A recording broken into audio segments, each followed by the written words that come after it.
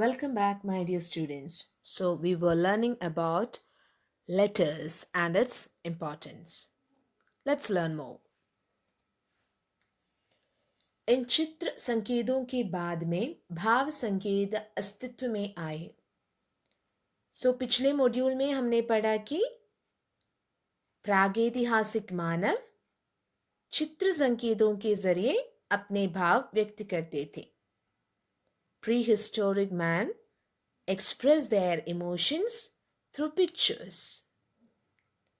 And later, they express their emotions through expressions.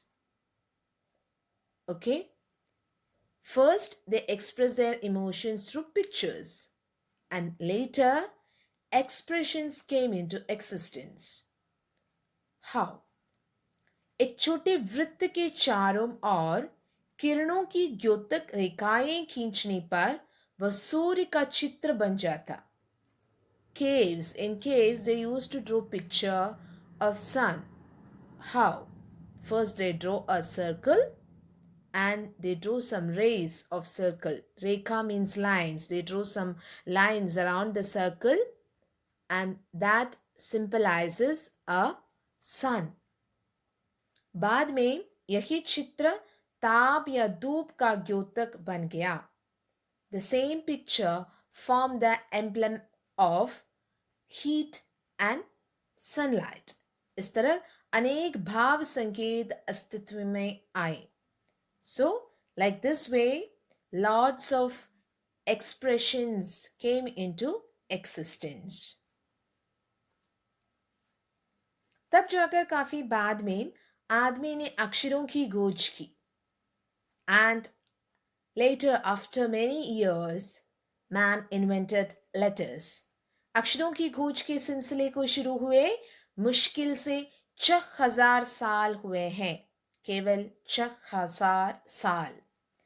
Man invented letters about 6000 years ago. Man invented letters about 6000 years ago. अक्षरों की खोज के साथ एक नए युग की शुरुआत हुई. With the invention of letters, a new era started.